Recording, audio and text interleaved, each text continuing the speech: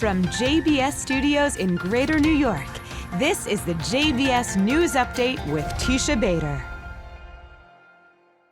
I'm Teisha Bader with the JBS News Update for Monday, May the 5th, 2025.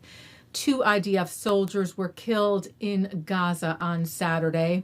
23-year-old Captain Noam Ravid and 20-year-old Staff Sergeant Yali Saror were scanning the entrance to a tunnel that was booby-trapped, unbeknownst to them, in the Rafah area when it exploded.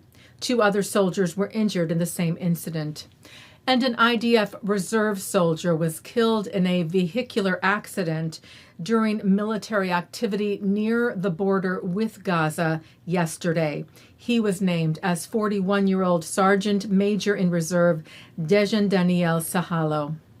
Israeli fighter jets tonight responded to the attack yesterday by the Houthis in Yemen. The Houthis fired a ballistic missile at Israel, setting off red alert sirens in large parts of the country and sending residents to bomb shelters and safe rooms. The missile made impact on the grounds of Ben Gurion Airport. The IDF said several interception attempts were made against the missile, but a fall was detected in the airport area. The missile is said to have hit a grove of trees next to an access road not far from the airport's main terminal. Some 8 people were said to have sustained mostly light, 1 light to moderate injuries. Israeli Prime Minister Benjamin Netanyahu responded to the incident in remarks he made alongside visiting Cypriot President Nikos Christodoulidis yesterday, saying of the attack, "We will not tolerate it. We will take very strong action against them."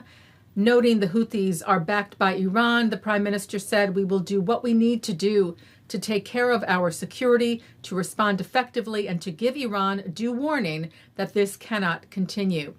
The IDF said the Israeli airstrikes tonight targeted Houthi terror sites along Yemen's coastline, including the Hudaydah port, which the IDF said serves as a central supply source for the Houthis and is used for the transfer of Iranian weapons. The IDF said the airstrikes were conducted precisely, with measures taken to mitigate harm to vessels docked at the port. The Houthi terrorist regime, it said, has been operating under Iranian direction and funding in order to target Israel and its allies, undermine regional stability, and disrupt global freedom of navigation. The IDF is determined to continue operating at any distance against all threats posed to the State of Israel. Israel's representative to this year's Eurovision contest departed for Switzerland yesterday to begin rehearsals for the international song competition. Yuval Raphael, who is also a survivor of the October 7th Hamas massacre at the Nova Music Festival. She met before her departure with Israel's President Isaac Herzog, who said when she takes the stage to represent the state of Israel at the Eurovision Song Contest, she will be in the hearts of the entire Israeli people, and especially in the hearts of the families who lost their beloved daughters and sons at the Nova. This morning, she takes off for Eurovision in Switzerland, and the important voice she will make on the world stage will also be a cry for the return of all the hostages. Herzog saying good luck to her and the entire Israeli delegation. Raphael told the president she feels in many ways like she already has won, saying, "I can't help but feel that just being there is already a victory, that I have the privilege to do this." The 59 hostages still held in Gaza have now been captive for 577 days.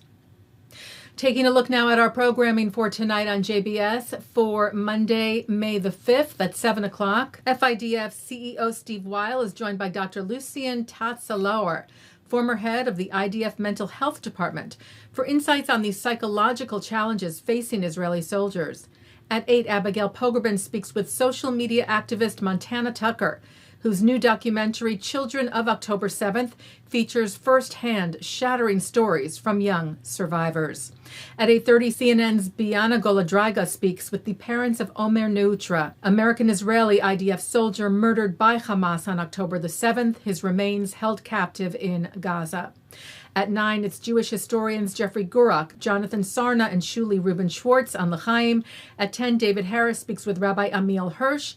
At 10:30, an encore of the news. And coming up next, it's Good Week, Israel. And that's the JBS News Update for Monday, May the 5th, 2025. I'm Teisha Bader. Am Yisrael Chai.